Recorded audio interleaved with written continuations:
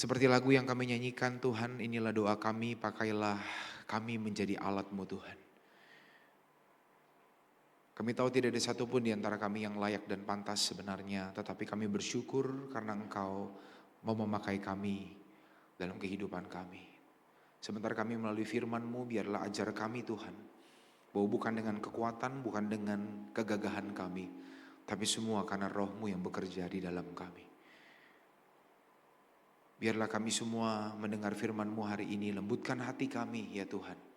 Ya Roh Kudus, terangilah pikiran kami yang gelap agar kami boleh memahami firman bukan dengan akal pikiran kami sendiri.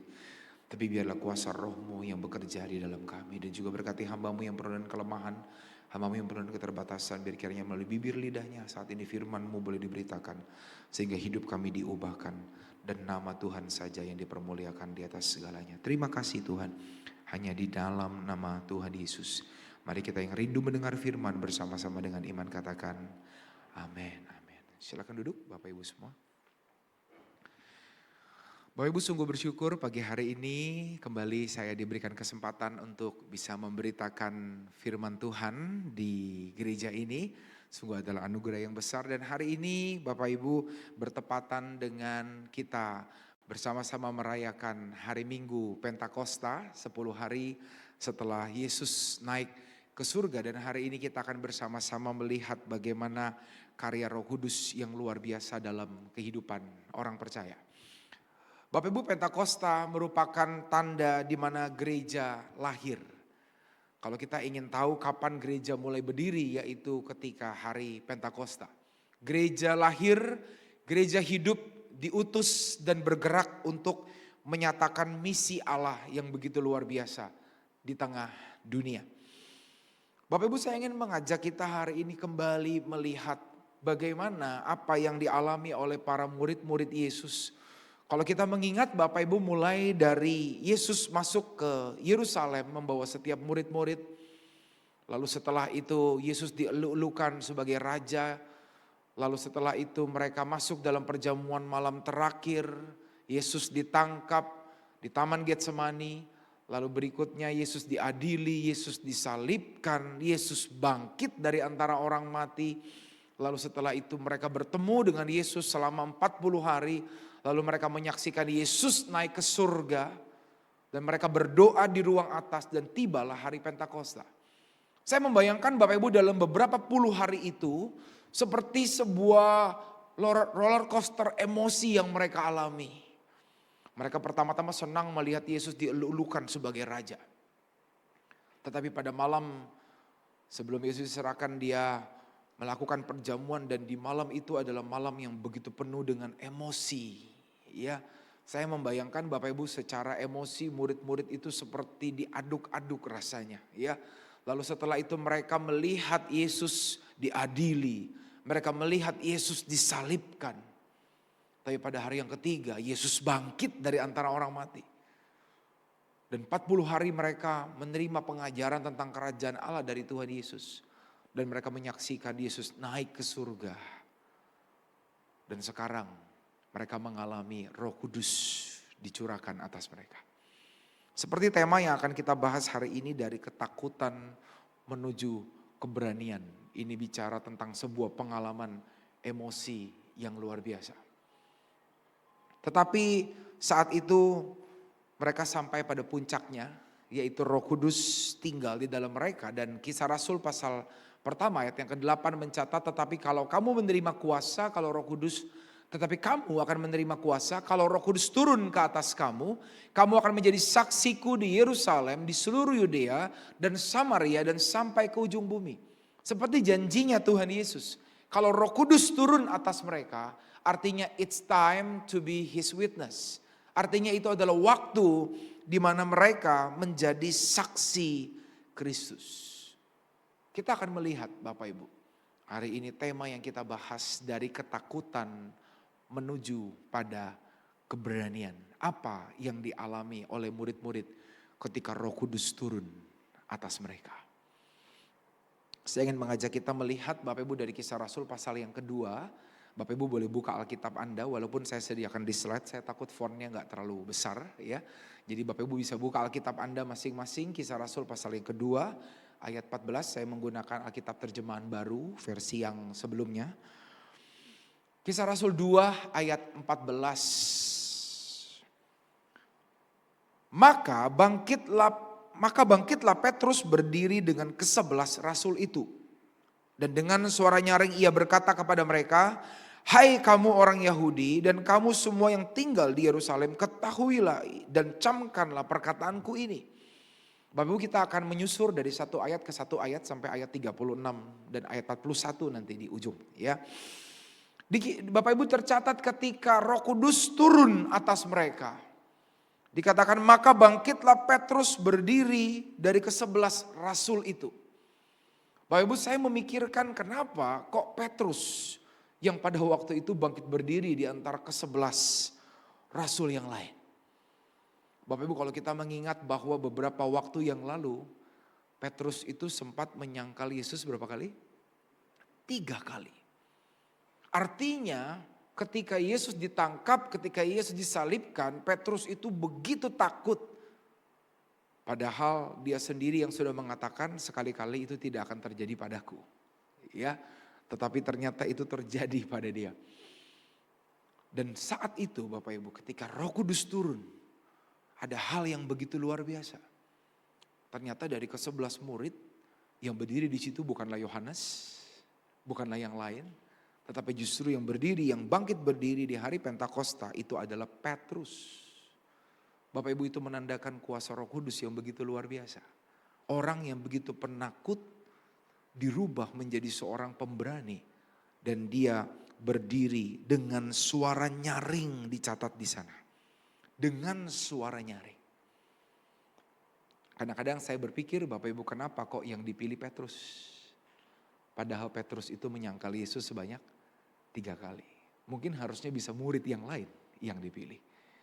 Tetapi Bapak Ibu, itu menandakan bahwa memang kehadiran Roh Kudus merupakan suatu anugerah. Begitu pula dalam kehidupan kita. Kalau Roh Kudus diberikan bagi setiap kita, Roh Kudus tinggal di dalam kita. Itu adalah sebuah anugerah yang begitu luar biasa. Bukan karena Anda layak, bukan karena Anda hebat. Bukan karena Tuhan tahu Anda akan menjadi pelayan Tuhan yang luar biasa. Tetapi memang itu semua sepenuhnya karena anugerah saja. Roh Kudus tinggal di dalam kita. Bapak Ibu, pernahkah Anda bersyukur atas itu?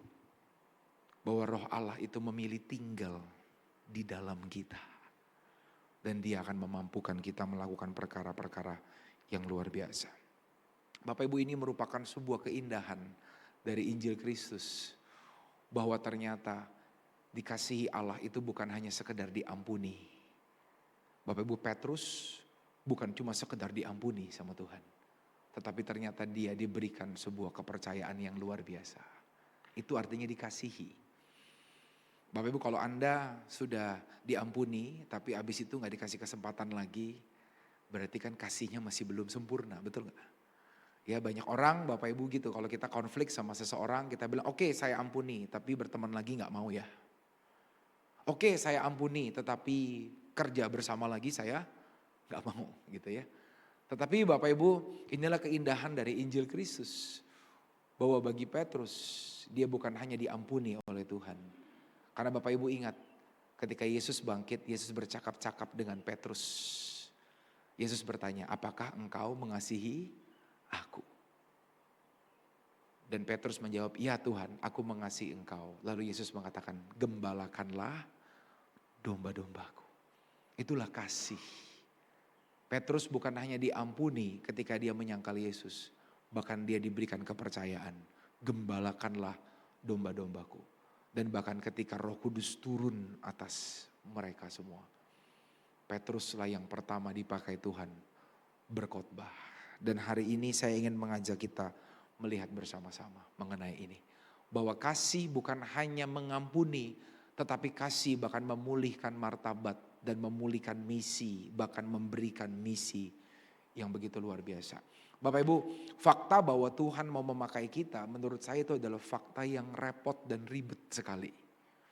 Karena sebenarnya Tuhan bisa pakai malaikatnya untuk menjalankan misi di tengah-tengah dunia ini. Betul gak Bapak Ibu? Bisa.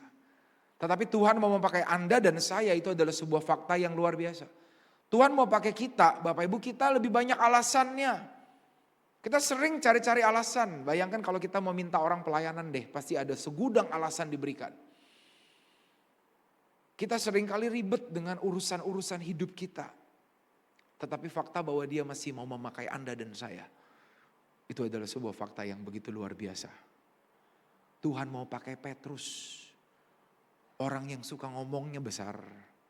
Ya, siapa yang siap mati buat Yesus kelihatannya Petrus. Dari semua murid-murid gak ada yang berani jawab. Cuma Petrus. Dengan begitu impulsif dia mengatakan, aku siap mati buat engkau Tuhan. Tetapi ketika ditanya apakah engkau murid Yesus, dia menyangkal Yesus sebanyak 3 kali.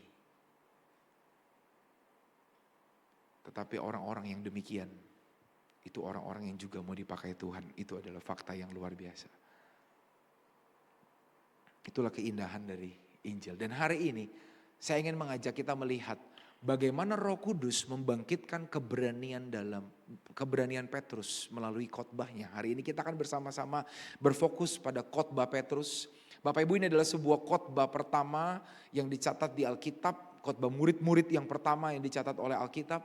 Dan saya yakin ini bukan khotbah yang dengan persiapan yang matang. Ini khotbah bukan dari hasil khotbah dari seorang teolog yang handal, tetapi ini adalah sebuah khotbah yang dipenuhi oleh Roh Kudus dan bagaimana Roh Kudus bekerja. Hari-hari ini kita akan bersama-sama melihat. Di ayat 15 sampai 16 dicatat, Petrus memulai khotbahnya dengan mengatakan ini. Orang-orang ini tidak mabuk seperti yang kamu sangka. Karena hari baru pukul 9. Tetapi itulah yang difirmankan Allah dengan perantaraan Nabi Yoel. Bapak Ibu, Petrus memulai khotbahnya dengan memberikan klarifikasi tentang apa yang sedang terjadi.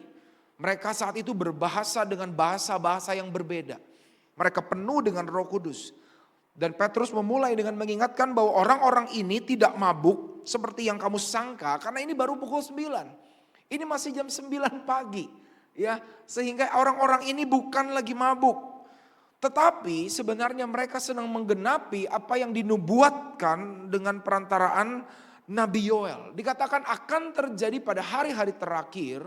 Demikianlah firman Allah bahwa aku akan mencurahkan rohku ke atas semua manusia. Ini adalah firman yang sudah dinubuatkan jauh oleh Nabi Yoel. Yang sedang terjadi di antara mereka saat itu. Bahwa aku akan mencurahkan rohku ke atas semua manusia. Maka anak-anakmu laki-laki dan perempuan akan bernubuat. Dan teruna-terunamu akan mendapat penglihatan-penglihatan. Dan orang-orangmu yang tua akan mendapatkan mimpi. Juga ke atas hamba-hambaku laki-laki dan perempuan akan kucurahkan rohku pada hari itu. Dan mereka akan bernubuat. Dan aku akan mengadakan mujizat-mujizat di atas, di langit, dan tanda-tanda di bawah di bumi. Darah dan api dan gumpalan-gumpalan asap. Matahari akan berubah menjadi gelap gulita. Dan bulan akan menjadi darah sebelum datangnya hari Tuhan. Hari yang besar dan mulia itu. Dan barang siapa berseru kepada nama Tuhan akan diselamatkan. Jadi apa yang terjadi di antara mereka ini merupakan penggenapan dari nubuatan dari Nabi Yoel. Di sini Petrus sedang mengklarifikasi bahwa mereka bukan lagi mabuk, tetapi sebenarnya inilah yang terjadi yang sudah dinubuatkan jauh sebelumnya. Jadi Petrus memulai khotbahnya dengan mengklarifikasi tentang apa yang sedang terjadi pada waktu itu. Dan kita akan masuk lebih dalam ke dalam isi utama, isi inti dari khotbah Petrus. Di ayat yang kedua, Petrus mengatakan begini. Hai orang-orang Israel, dengarkanlah perkataan ini. Yang aku maksudkan ialah Yesus dari Nazaret. Seorang yang telah ditentukan Allah dan yang dinyatakan kepadamu dengan kekuatan-kekuatan dan mujizat-mujizat dan tanda-tanda yang dilakukan oleh Allah dengan perantaraan Dia di tengah-tengah kamu seperti yang kamu tahu. Petrus mengatakan, hai orang-orang Israel, dengarkanlah perkataan ini. Bapak Ibu, di hari Pentakosta itu semua orang-orang Israel dari berbagai penjuru sedang berkumpul di Yerusalem. Dan semua dari mereka kebanyakan menyaksikan kisah itu. Dan Petrus mengatakan, dengarkanlah perkataan ini. Yang aku maksudkan ialah Yesus dari Nazaret. Petrus sedang berbicara tentang seseorang pribadi, yaitu Yesus dari Nazaret. Yang saya yakin mereka semua tahu siapa yang sedang dimaksud oleh Petrus, yaitu Yesus yang telah kamu salibkan itu. Yesus dari Nazaret. Ini sedang bicara tentang identitas historis dari Yesus, bahwa Yesus yang berasal dari Nazaret. Dikatakan seorang yang telah ditentukan Allah dan yang dinyatakan kepadamu. Yesus yang telah ditentukan Allah dan dinyatakan kepadamu. Ini mengingatkan bahwa Yesus sebenarnya telah ditunjukkan secara jelas, telah dibuktikan, telah ditetapkan, dinyatakan dengan jelas. Frase seorang yang telah ditentukan Allah ini dapat diartikan bahwa Yesus adalah manusia yang telah ditunjukkan, dibuktikan sebagai utusan Allah kepada mereka semua. Jadi dengan jelas Petrus ingin mengatakan bahwa Yesus itu sudah dibuktikan dengan nyata, sudah dibuktikan dengan jelas. Bahwa Yesus ini bukan hanya manusia, tetapi dia adalah Mesias.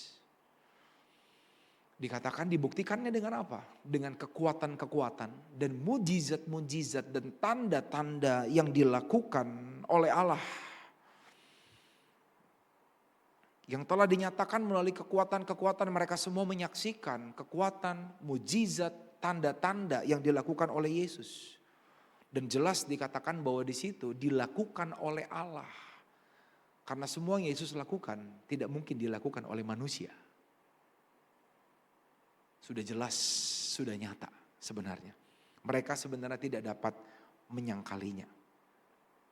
John Stott mengatakan bahwa Petrus membuat itu dengan jelas. Dia menyatakan bahwa identitas Yesus bukanlah suatu rahasia lagi, atau bukanlah suatu misteri yang bersifat mistis, melainkan telah diteguhkan secara publik melalui kesaksian Allah sendiri lewat tanda-tanda dan mujizat. Itu semua sudah tidak dapat disangkali. Dan dikatakan Yesus bahwa dialah yang diserahkan Allah menurut maksud dan rencananya.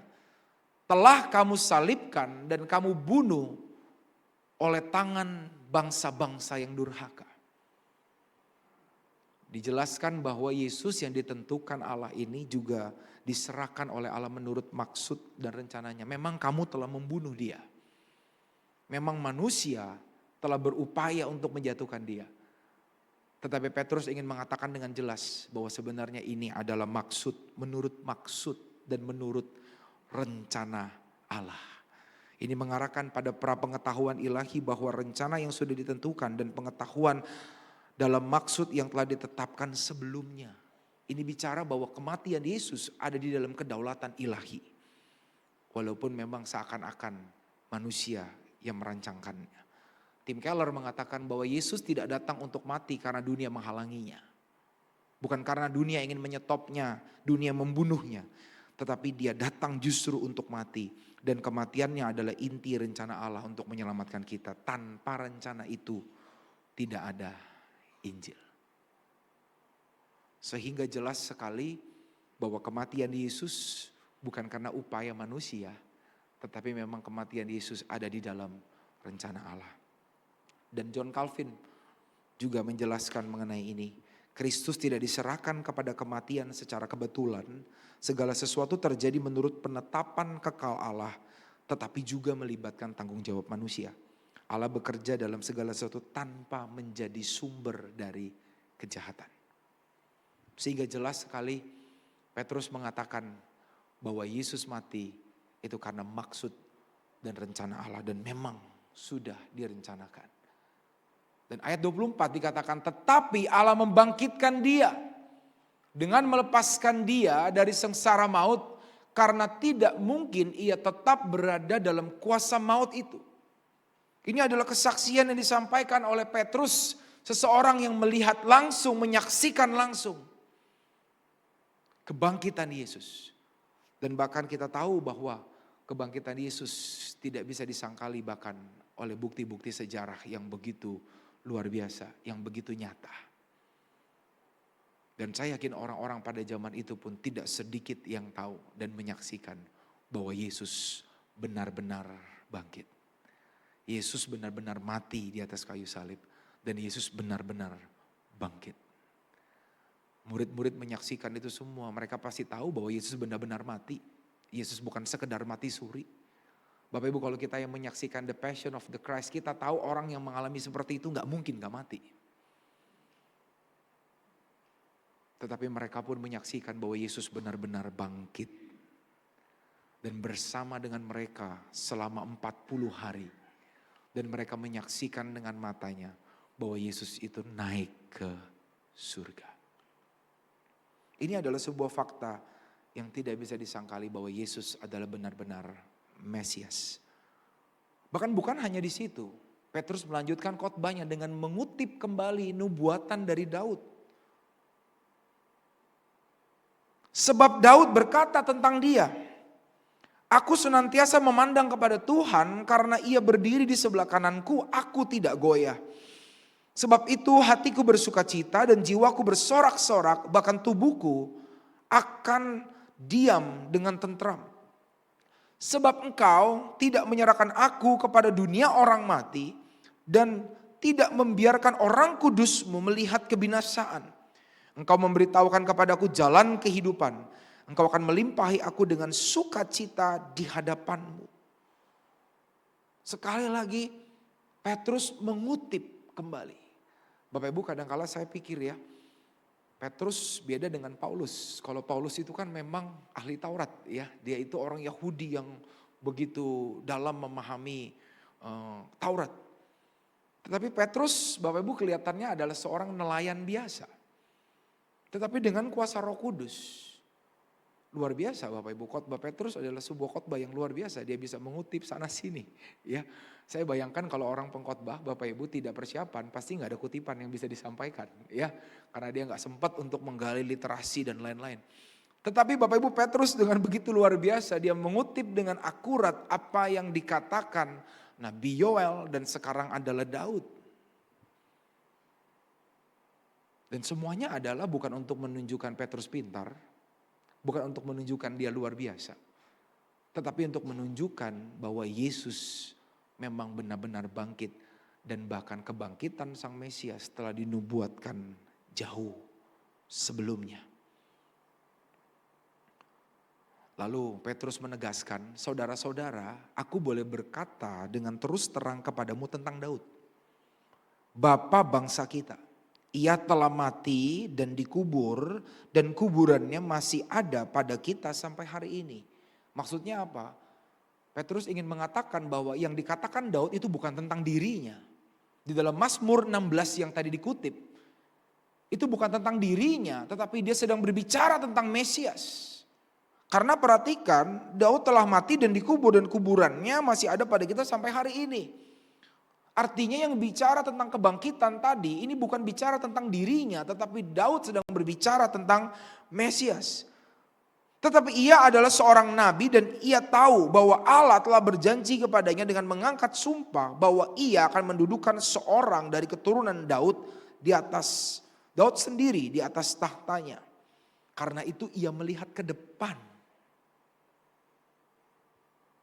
Petrus di sini seperti memberikan sebuah tafsiran dari Mazmur 16 bahwa Daud tidak sedang berbicara tentang dirinya sendiri, tetapi Daud sedang melihat jauh ke depan dan telah berbicara tentang kebangkitan Mesias. Ketika ia mengatakan bahwa dia tidak ditinggalkan di dalam dunia orang mati dan bahwa dagingnya tidak mengalami kebinasaan. Ini sedang berbicara ke depan, ini sedang berbicara tentang pemenuhan dari nubuatan ini. Yesus inilah yang dibangkitkan Allah dan tentang hal itu kami semua adalah saksinya. Sehingga saat itu Petrus ingin menyatakan keabsahan dari kebangkitan Yesus. Bahwa memang Sang Mesias itu bukan hanya dinubuatkan untuk mati, tetapi Sang Mesias itu juga dinubuatkan untuk bangkit dari antara orang mati. Dan sesudah ia ditinggikan oleh tangan kanan Allah dan menerima Roh Kudus yang dijanjikan itu, maka dicurahkannya apa yang kamu lihat dan dengar di sini. Sebab bukan Daud yang naik ke surga, malahan Daud sendiri berkata, Tuhan telah berfirman kepada Tuanku, duduklah di sebelah kananku sampai kubuat musuh-musuhmu menjadi tumpuan kakimu. Jadi seluruh kaum Israel harus tahu dengan pasti bahwa Allah telah membuat Yesus yang kamu salibkan itu menjadi Tuhan dan Kristus. Dengan jelas Petrus memberitakan tentang siapa itu Yesus. Siapa Yesus yang kamu salibkan. Bahwa dia adalah Tuhan dan Kristus. Bahwa Yesus itu adalah Mesias. Yesus itu adalah anak Allah yang hidup. Bapak Ibu, luar biasa. Seseorang yang menyangkal Yesus. Saya yakin Bapak Ibu ketika Petrus menyangkal Yesus. Saat itu dia mungkin sudah mulai meragukan Yesus. Dia sudah mulai kehilangan iman pada saat itu. Kalau Bapak Ibu ingat beberapa waktu sebelum Petrus menyangkal Yesus. Siapakah orang murid-murid yang pertama kali mengatakan bahwa engkaulah Mesias, anak Allah yang hidup. Siapa murid yang dengan lantang mengatakan demikian? Petrus. Dia memahami bahwa Yesus itu Mesias. Dia mendapatkan itu. Dia memahami itu. Tetapi ketika dia melihat Yesus waktu itu disalibkan. Begitu mengerikan. Bahkan belum sampai disalibkan pada waktu itu ya. Ketika Yesus masih diadili. Petrus sudah lari ngibrit. Dan dia mengatakan, aku gak kenal sama Tuhan Yesus. Dia menyangkal Yesus sebanyak 3 kali. Tetapi itulah kuasa Roh Kudus. Ketika Roh Kudus turun, dia bisa mengubah seseorang yang menyangkal Yesus 3 kali. Menjadi seorang yang memberitakan Yesus dengan lantang. Menjadi seseorang yang memberitakan Yesus dengan berani. Begitu pula Paulus. Seorang yang menganiaya jemaat ketika Roh Kudus turun atasnya. Bahkan setengah dari perjanjian baru itu menjadi tulisannya yang bercerita tentang Yesus, yang berbicara tentang Yesus. Bapak Ibu, pertanyaan bagi setiap kita. Roh Kudus sudah turun atas kita. Siapakah yang kita beritakan dari hidup kita? Mungkin Anda memang tidak dipanggil seperti Petrus yang harus berkhotbah di Yerusalem. Tetapi ini menjadi pertanyaan buat setiap kita. Kalau Roh Kudus turun ke atas kita, dikatakan kamu akan menjadi saksiku. Yesus dengan jelas mengatakan ketika Roh Kudus turun atas kita, maka kita akan menjadi saksi. Maka Bapak Ibu, pertanyaannya bagi setiap kita yang percaya Roh Kudus sudah tinggal di dalam kita. Apakah kita menjadi saksi? Bapak Ibu, itu tujuan utama dari Roh Kudus tinggal dalam kita. Yaitu menjadikan kita saksi Kristus. Di mana kita dengan lantang berbicara tentang Yesus. Dengan berani kita mengatakan tentang Yesus. Bapak Ibu, itu perubahan hidup yang terjadi dari seorang Petrus. Luar biasa Bapak Ibu. Di tengah peristiwa supranatural ini, Petrus tidak menekankan fenomena tetapi tentang fakta bahwa kehidupan, kematian, dan kebangkitan Yesus. Petrus gak ngomong ini, lihat loh luar biasa ya kami itu bisa berbahasa dengan bahasa-bahasa kalian. Dia tidak menekankan tentang mujizat-mujizat dan tanda-tanda yang sedang terjadi ini. Tetapi perhatikan ketika dia berkhotbah, dia menekankan tentang siapa Yesus yang luar biasa. Kekristenan berdiri di atas realitas bukan pengalaman emosional. Mujizat hanyalah sarana. Fokus Petrus bukan pada keajaiban tetapi pada karya Allah melalui Yesus. Itulah isi dari khotbah Petrus. Tentang Yesus. Karena Bapak Ibu penting sekali kalau kita mendengar khotbah, maka siapa yang sedang diberitakan? Karena firman Tuhan semua berbicara tentang Yesus. Maka Petrus saat itu menyatakan bahwa Injil adalah pusat dari segala pemberitaannya dia. Dia bukan lagi berbicara tentang bagaimana Anda harus hidup baik, bagaimana Anda harus hidup benar. Tapi Petrus bicara tentang siapa yang hidup baik, siapa yang benar. Dan menyatakan kebenaran Allah bagi mereka. Sehingga di ayat yang ke-35 dicatat, ketika mereka mendengar hal itu, hati mereka sangat terharu. Ketika Kristus diberitakan, hati diubahkan. Lalu mereka bertanya kepada Petrus dan rasul-rasul yang lain, apa yang harus kami perbuat saudara-saudara? Jawab Petrus kepada mereka, bertobatlah dan hendaklah kamu masing-masing memberi dirimu dibaptis dalam nama Yesus Kristus untuk pengampunan dosamu. Maka kamu akan menerima karunia Roh Kudus. Dan perhatikan di dalam Yohanes pasal 12 ayat yang ke-32, mohon maaf Bapak Ibu ini ada kesalahan ya. Tetapi Yesus pernah mengatakan bahwa apabila aku ditinggikan, aku akan menarik orang-orang datang percaya kepadaku. Khotbah Petrus adalah khotbah yang meninggikan Yesus. Siapa Yesus itu? Dan Yesus sendiri mengatakan, apabila aku ditinggikan, aku akan menarik orang-orang datang percaya. Dan apa yang Yesus katakan itu juga digenapi di dalam hari Pentakosta. Karena Bapak Ibu itulah Roh Kudus diberikan bagi setiap kita. Bapak Ibu seringkali ketika kita mengatakan Roh Kudus ada di dalam hati kita, kita hanya berpikir seringkali untuk kebutuhan keperluan kita.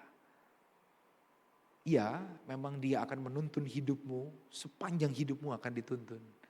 Tetapi Bapak Ibu tujuan utama Roh Kudus menuntun hidup kita adalah agar kita menjadi saksi-saksi Kristus. Agar kita menjadi saksi Yesus. Dan luar biasa. Di dalam Kisah Rasul 4 ayat 41 dicatat. Orang-orang yang menerima perkataannya itu memberi diri dibaptis. Dan pada hari itu jumlah mereka bertambah kira-kira berapa? 3.000 jiwa. Kalau Roh Kudus sudah bekerja, begitu luar biasa. Bayangkan seorang Petrus yang menyangkal Yesus 3 kali. Yang ngibrit lari karena ketakutan. Ketika Roh Kudus turun ke atasnya, diubah menjadi seorang pemberani yang berkhotbah. Saya tuh ngebayangin Bapak Ibu khotbah di Yerusalem hari itu. Bayangin gak, itu ada 3.000 jiwa yang nambah, itu kan KKR gede. KKR besar ya. 3.000 jiwa di sini juga Bapak Ibu kemungkinan besar yang dicatat hanya pria-prianya nih, belum wanita-wanitanya. Jadi 3.000 itu cuma pria yang tercatat. Bahkan mungkin jumlahnya bisa lebih dari itu. Saya ngebayangin Bapak Ibu secara teknis aja ya. Itu Petrus kan khotbah gak pakai mic, betul gak Bapak Ibu? Bayangin gak 3.000 ya. Di gereja ini kalau saya gak pakai mic Bapak Ibu, wah capek loh. Tapi hari itu begitu luar biasanya kuasa Roh Kudus. Hari itu Petrus berkhotbah dengan begitu luar biasa. 3.000 jiwa diselamatkan. Terjadi sebuah kebangunan rohani besar. Jelas bukan karena Petrus. Bukan karena dia. Petrus seorang penakut. Petrus seorang nelayan biasa. Dia tidak pernah berorasi. Dia tidak pernah berkhotbah. Dia hanya menjadi pendengar dari khotbahnya Yesus. Dia adalah seorang impulsif. Dia adalah seorang yang gampang bikin janji sama Tuhan. Ketika Yesus ingin basuh kakinya, dia bilang apa? Jangan basuh kakiku. Akulah yang seharusnya membasuh engkau. Ketika Yesus memberitakan berita kematiannya, Petrus bilang, akulah yang akan mati bagi engkau. Jago membuat komitmen, berkali-kali membuat komitmen. Tapi dia justru menyangkal Yesus sebanyak 3 kali. Bapak Ibu, bukankah itu adalah gambaran kita? Kita seperti Petrus. Tidak ada di antara kita yang lebih baik dari Petrus. Kita sama seperti Petrus. Kita berkomitmen berkali-kali di hadapan Tuhan. 1000 kali kita bikin komitmen. 1000 kali pula kita gagal melakukannya. Tetapi Roh Kudus dicurahkan atas kita. Amin Bapak Ibu. Siapa yang percaya Roh Kudus sudah turun atas kita? Ayo angkat tangannya, malaikat mau catat. Betul Bapak Ibu, Roh Kudus turun atas kita. Itu adalah anugerah. Bukan karena Anda dan saya layak, bukan karena Anda dan saya pantas. Tapi itu semata-mata karena anugerah yang dilakukan di dalam Yesus bagi setiap kita. Dan sekarang ini adalah panggilan bagi setiap kita. Roh Kudus sudah diberikan bagi kita. Maukah kita menjadi saksi Kristus? Maukah kita bersama dengan Roh Kudus mengenal Yesus lebih dalam? Karena ingat Bapak Ibu, ketika Yesus berjanji dia akan memberikan Roh Kudus kepada murid-murid. Yesus mengatakan Roh Kudus akan menuntun kita pada seluruh kebenaran. Roh Kudus akan menuntun kita kepada Kristus. Roh Kudus akan membuat kita mengenal Kristus lebih dalam. Pertanyaannya, maukah Anda bersama dengan Roh Kudus mengenal Yesus lebih dalam lagi? Dan bukan hanya sampai di situ. Roh Kudus akan membuat kita menjadi pemberita-pemberita Kristus di tengah dunia ini. Bapak Ibu, di hari peringatan Pentakosta hari ini, saya ingin mengajak kita bersama-sama mengarahkan pandangan kita kepada Kristus. Roh Kudus sudah diberikan bagi setiap kita. Dan inilah waktunya bagi kita untuk menjadi saksi. Mulai dari tempat kita tinggal, bahkan sampai ke ujung bumi. Mari tundukkan kepala, kita berdoa di hadapan Tuhan saat ini. Siapakah di antara kita yang berkata, ya Tuhan, saya mau menjadi saksi. Bapak Ibu, ini bukan tentang Anda mampu atau Anda tidak mampu. Karena memang bukan kitalah, bukan kemampuan kitalah. Tetapi siapa di antara kita yang mau bersama-sama menjadi rekan kerja Roh Kudus. Kita akan bekerja bersama dengan Roh Kudus. Siapa di antara kita yang mau meresponi firman Tuhan dan berkata, iya Tuhan, dengan segala kelemahanku, pakai aku menjadi saksi-Mu. Anda yang berkata demikian, taruh tangan kananmu di dada dan berdoa secara pribadi di hadapan Tuhan saat ini. Siapa di antara kita yang berkata, Tuhan aku mau dipakai Tuhan menjadi saksi. Letakkan tangan kananmu di dada dan berdoa secara pribadi di hadapan Tuhan saat ini. Ya Tuhan, Kau melihat hati kami. Ketika kami meletakkan tangan kami di dada, kami tahu kami tidak mampu Tuhan. Kami tahu kami tidak layak. Tetapi kami meletakkan tangan kami di dada sebagai tanda kami berserah, sebagai tanda di mana kami menyerahkan hidup kami dan kami akan melihat Roh Kudus menuntun kami. Pakai hidup kami Tuhan, pakai hidup kami menjadi saksi. Seperti Engkau memakai Petrus. Di tengah-tengah kelemahan kami. Mungkin kami mirip, bahkan kami mungkin lebih parah dari Petrus. Tapi hari ini Tuhan, kami akan melihat bagaimana tangan Tuhan menuntun kami. Memakai kami.